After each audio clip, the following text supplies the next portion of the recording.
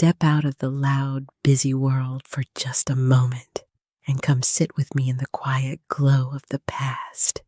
This isn't just a story you listen to. It is a memory you feel deep in your bones, a tribute dedicated to every single person who has ever looked up at the night sky feeling completely invisible and prayed that the one person whose voice saved them might actually step out of the shadows and see them. My name is Sarah. I turned 55 years old today. 55. It sounds like an entire lifetime, doesn't it? As I sit here in my favorite armchair, listening to the rain gently tap against my living room window, I am holding something very, very precious in my lap. It is a small, rectangular piece of faded, cracked cardboard. A VIP backstage pass from the year 1988. The edges are completely frayed now, peeling away after decades of me holding it close whenever I felt afraid. The bold red letters spelling out the tour name have faded into a soft, dusty pink. It is just a fragile piece of paper to anyone else. But to me, it is the undeniable proof that angels sometimes walk among us. If I close my eyes tight enough and press this worn-out pass against my chest, the years just melt away. I am no longer a woman in her 50s sitting in a quiet house. I am right back there. I can literally smell the sharp scent of wet asphalt and the cheap, bitter coffee from a broken vending machine. I can feel the overwhelming weight of the damp air pressing against my cold skin on that unforgettable, terrifying night. A night that started with the absolute darkest moment of my entire existence and ended with a secret miracle that the cameras never captured. Before the screaming crowds, before the bright stadium lights, there was just a lonely girl and a quiet, gentle soul seeking refuge from the storm. 1988 was a bitterly cold, unforgiving year for me. I wasn't just broke. I was entirely broken, carrying a heavy weight no 20-year-old girl should ever have to bear. My home, if you could even call it that, was the back seat of a rusty pale blue Ford Escort with a broken heater that only blew freezing air. I was running away, trying so desperately to escape a dark life and a toxic relationship that made me feel completely worthless every single day. The nights were always the hardest. I would pull my thin, scratchy wool blanket right up to my chin, watching my own breath turn into little white clouds in the dark car, just praying for the morning sun to finally come. It is hard to explain that kind of bone-chilling loneliness to anyone unless you have actually lived it. But Michael's music, it was my absolute sanctuary. When his cassette tape clicked into my battered car radio, I wasn't a scared runaway anymore. I was strong. I had a voice. I had saved pennies, nickels, and crumpled dollar bills in a heavy glass pickle jar for 10 long, exhausting months. I scrubbed dirty diner floors and washed greasy dishes until my hands literally bled, just to buy one single nosebleed ticket to the bad tour in Kansas City. It was the only bright, beautiful light I had left at the end of a very dark tunnel. But that afternoon, the sky turned a bruised purple, and the autumn rain started pouring down like thick sheets of ice. I stopped at a filthy public gas station just to wash my face and try to look presentable for the best night of my life. I took my tired eyes off my belongings for just 1 minute. Just one single minute. When I turned around, my only winter jacket was gone, and my concert ticket, my beautiful, hard-earned ticket to freedom, was tucked safely inside its pocket. I ran outside into the freezing rain, my chest heaving, desperately looking around the empty parking lot. But there was absolutely no one, just the heavy, deafening sound of the rain hitting the concrete. I had lost my only escape. I had nowhere else to run to. The freezing rain was soaking entirely through my thin cotton shirt, making my skin turn pale and numb. I stumbled blindly into a tiny, flickering laundromat just a few blocks away from the massive stadium where the concert was about to begin. The large glass windows were completely fogged up from the cold, and the relentless rain was hitting them so violently it sounded like heavy, angry drum beats. The harsh, buzzing hum of a broken neon sign above the door. It was the only sound inside that empty, miserable room. The place smelled strongly of cheap bleach and old, wet dust. I slowly sank down against the side of a cold, vibrating washing machine in the darkest corner. The freezing white linoleum floor sent sharp shivers straight up my spine. I pulled my trembling knees tight against my chest, wrapping my arms tightly around my legs, trying to make myself as small as humanly possible. And then, the crushing weight of absolutely everything just collapsed right on top of me. My stolen ticket, my freezing car, the terrifying, toxic life I was running away from. It all hit my mind at the exact same time. I buried my face deeply into my freezing, wet hands. Ha! My chest started to heave so heavily. The tears, I just couldn't hold them back anymore. They were hot and stinging as they rolled fast down my freezing cheeks, dripping onto my wet jeans. I tried so hard to be quiet, to swallow the sobs, but I was gasping for air. It hurt so much deep inside my ribs. I remember rocking back and forth on that dirty floor, feeling completely shattered into a million unfixable pieces. Why did this have to happen tonight? It was my only chance to finally feel alive. My very last reason to smile. It was just gone. I felt like I was drowning right there under the buzzing fluorescent lights, just suffocating. I wept loudly until my throat was entirely raw, believing with all my broken heart that absolutely nobody in this huge, cold city cared if I lived or died. I was completely invisible, and I gave up. I was still sobbing into my cold, wet hands when the tiny brass bell, hanging above the heavy glass door, suddenly jingled. It was a sharp, bright noise that cut right through the heavy drumming of the rain and the awful, endless buzzing of the neon light. I didn't even lift my heavy head at first. I was way too ashamed of my tear-stained face. I just wanted to disappear into the dirty floorboards. I heard the door click shut, locking the fierce storm outside. And then, the soft, slow squeak of wet leather loafers stepping onto the worn linoleum. Whoever it was, they were walking very quietly, almost gracefully, like they were trying hard not to disturb my absolute misery. I kept my face hidden in my knees, just sniffing loudly and wiping my running nose on my completely soaked, freezing sleeve. Then a voice broke the heavy silence. It wasn't loud or demanding. It was incredibly gentle, almost a fragile whisper, and as sweet as honey.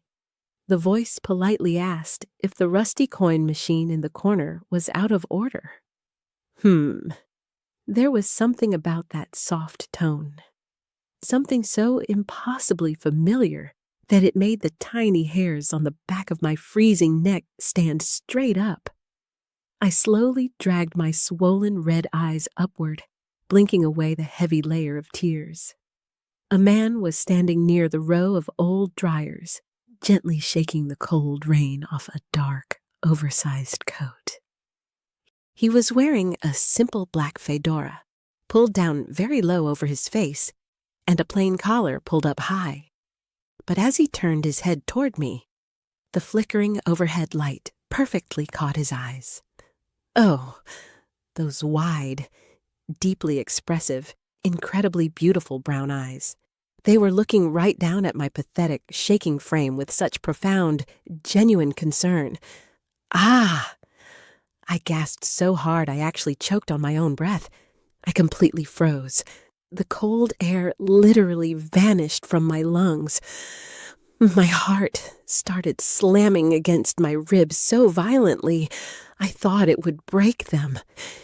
It was him. It was Michael. The biggest, most untouchable star on the entire planet, standing right there in a dingy, empty public laundromat just 10 minutes down the road from his own sold-out stadium tour, hiding from the chaos of the world. I completely expected him to turn around and walk right back out into the raging storm. I mean, he was the biggest star on earth, and I was just a miserable runaway girl crying on a filthy public floor. But he didn't. He didn't call for his massive security team or act the least bit annoyed by my presence. Instead, he slowly lowered his delicate frame right down onto that freezing, dirty linoleum, crossing his long legs next to my muddy sneakers like it was the most normal thing in the entire world. He leaned his head back against the gently rumbling washing machine and just looked at me. He didn't ask if I knew who he was. He just asked me, with so much tender ache in his famously soft voice, why I was crying so hard. I don't even know how I finally found the courage to speak, but I poured out my completely shattered heart to a global superstar. I told him all about the stolen jacket, my freezing car, the terrifying life I was running away from, and how his music was literally the only thing keeping me breathing. He didn't interrupt me once. He just listened incredibly intently, nodding slowly as the broken neon light buzzed loudly above us. Then he looked down at his own slender hands resting on his knees. He let out this long, heavy sigh that seemed to carry the weight of the whole world. He told me, in almost a fragile whisper, that he deeply understood the cold.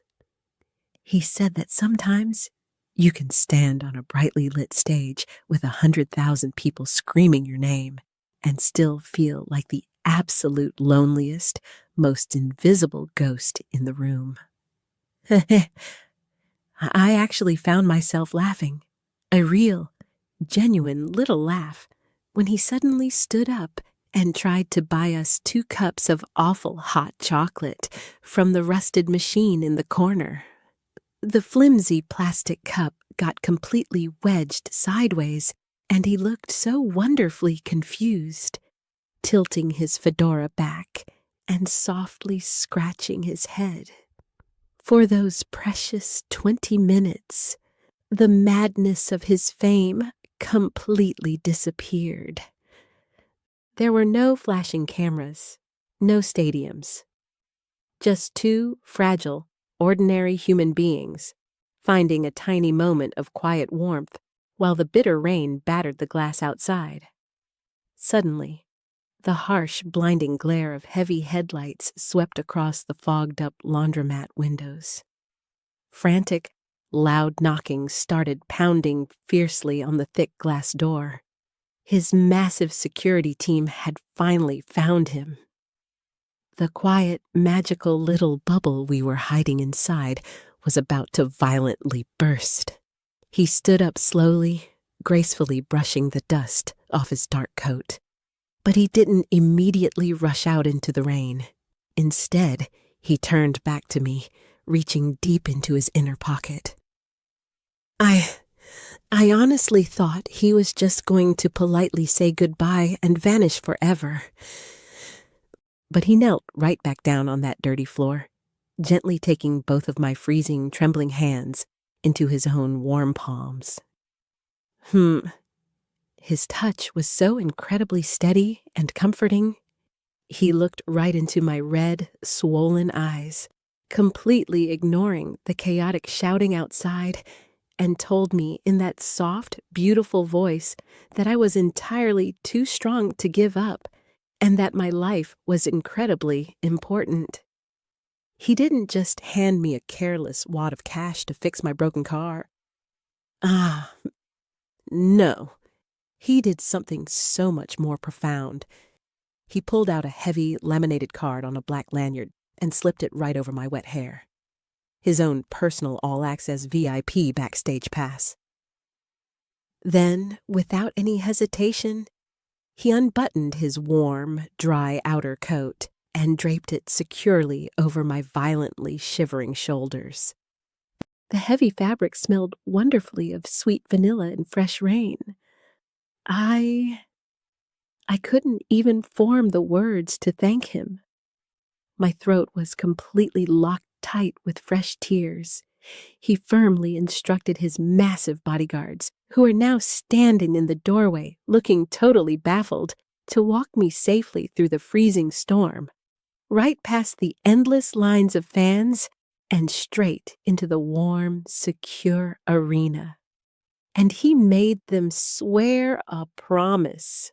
Later that night, when the stadium lights finally exploded and the deafening music started, I wasn't shivering in the back of my rusty car anymore. I was standing safely in the very front row, wrapped in his coat, knowing I was finally going to be okay. That famous, beautiful hug on the bright stage later that evening. The one that thousands of screaming people saw. It wasn't just a choreographed part of the show. No. To the rest of the world, it was just Michael Jackson pulling a lucky crying fan out of the crowd. But to me, it was a profound, life-saving embrace from a guardian angel. It was his gentle, secret way of holding me tight and telling me that I had finally survived the brutal storm. I never went back to that freezing car. That single night, that pure, unselfish act of grace in a dirty laundromat, completely changed the entire trajectory of my broken life. It gave me the immense courage to finally stand up, to leave the darkness behind, and to build a beautiful, safe life of my own. Today, whenever the world starts to feel entirely too heavy or cold, I just sit in my quiet armchair. I wrap my aging fingers around this faded, cracked backstage pass, and I instantly remember the sweet scent of vanilla and rain. I remember the biggest star in the world, sitting on a dusty linoleum floor, just to make sure a shattered, invisible girl didn't give up on her life. People can say whatever they want about him, but I know the absolute truth. The greatest magic he ever created wasn't just in his legendary music. It was in his incredibly pure, healing heart. He didn't just sing about healing the world. He actually healed mine. This is our eternal fan story, honoring the profound, quiet humanity of Michael Jackson. But please, tell me in the comments below, if it were you sitting completely broken on that cold, empty floor, and he suddenly walked in, what would you have said to him? I read every single comment because your memories keep his beautiful spirit alive. And if you still believe in the enduring power of kindness, please gently subscribe to our channel. And let's continue to share this magic together.